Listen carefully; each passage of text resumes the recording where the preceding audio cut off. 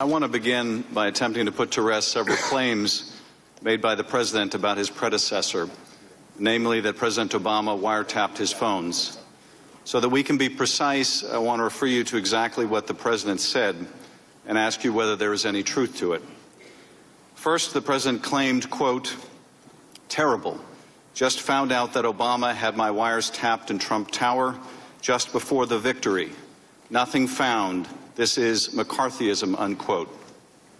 Director Comey, was the President's statement that Obama had his wires tapped in Trump Tower a true statement? With respect to the President's tweets about alleged wiretapping directed at him by the prior administration, I have no information that supports those tweets, and we have looked carefully inside the FBI. The Department of Justice has asked me to share with you that the answer is the same for the Department of Justice and all its components. The Department has no information that supports tweets. The President accused Mr. Obama and presumably the FBI of engaging in McCarthyism.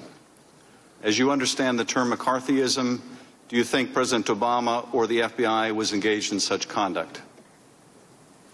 I'm not going to try and characterize the tweets themselves. All I can tell you is we have no information that supports them. Were you engaged in McCarthyism, Director Comey? Try very hard not to engage in any isms of any kind, including McCarthyism. The President second stated, quote, "Is it legal for a sitting president to be wiretapping a race for president prior to an election? Turned down by a court earlier, a new low," unquote. Director Comey, can you answer the President's question? Would it be legal for President Obama to have ordered a wiretap of Donald Trump? I'm not going to characterize or respond to the tweets themselves. I can tell you in general, as Admiral Rogers and I were just saying, there is a statutory framework in the United States under which courts grant permission for electronic surveillance, either in a criminal case or a national security case, based on a showing of probable cause, carefully overseen. It's a rigorous process that involves all three branches of government, and it's one we've lived with since the late 1970s. That's how it works. So no individual in the United States can direct electronic surveillance of anyone. It has to go through an application process, ask a judge. The judge can then make the order. So President Obama could not unilaterally order a wiretap of anyone? No president could.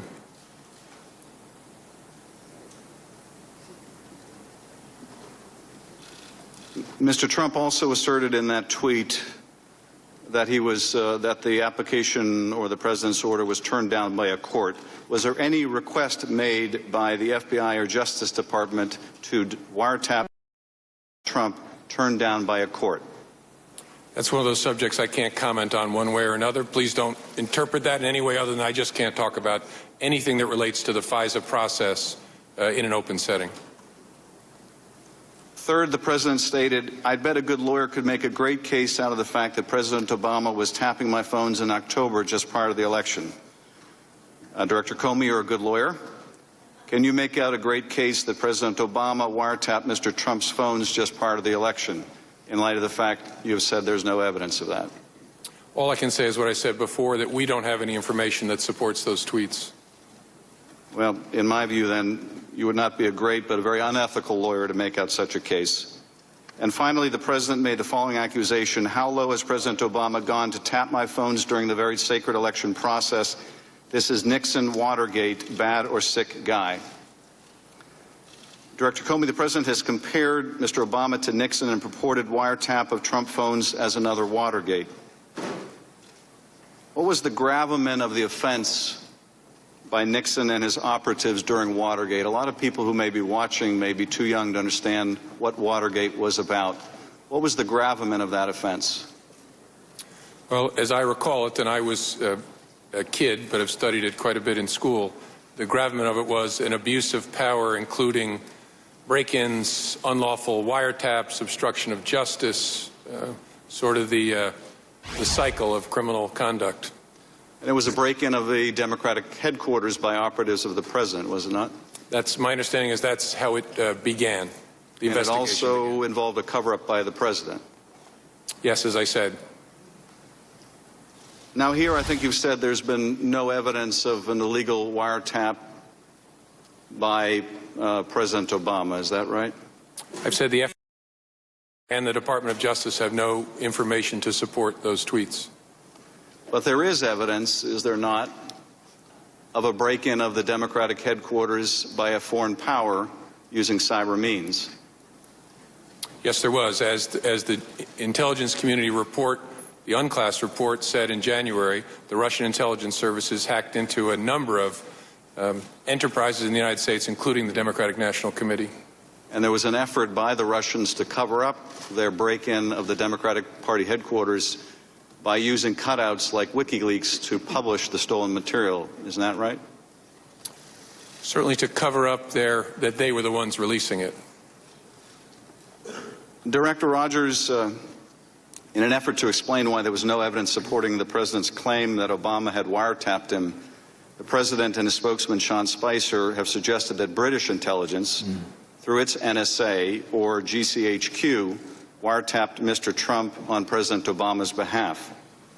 Did you ever request that your counterparts in GCHQ should wiretap Mr. Trump on behalf of President Obama? No, sir, nor would I. That would be expressly against the construct of the Five Eyes Agreement that's been in place for decades.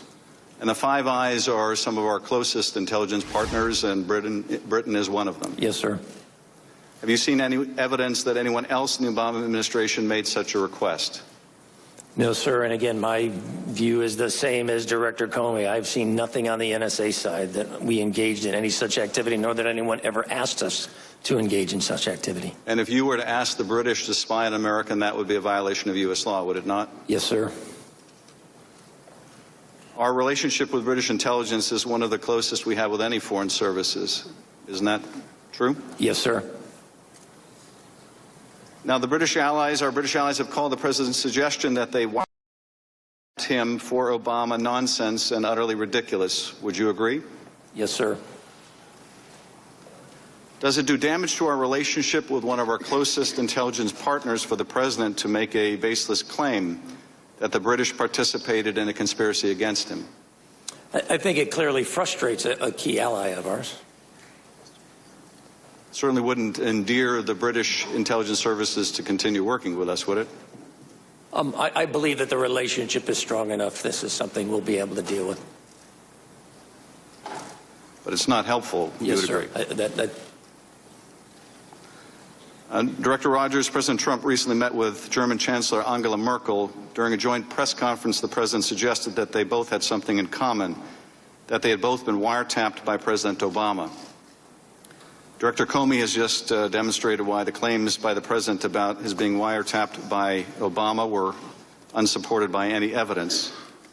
But the claim he made about wiretapping directed at Merkel referred to something that came up in the context of the Snowden disclosures. I'm not going to ask you to comment on whether the chancellor was the subject of any eavesdropping, but I would like to ask you whether the Snowden disclosures did damage to our relationship with our German ally, and whether the chancellor herself expressed her concern at the time.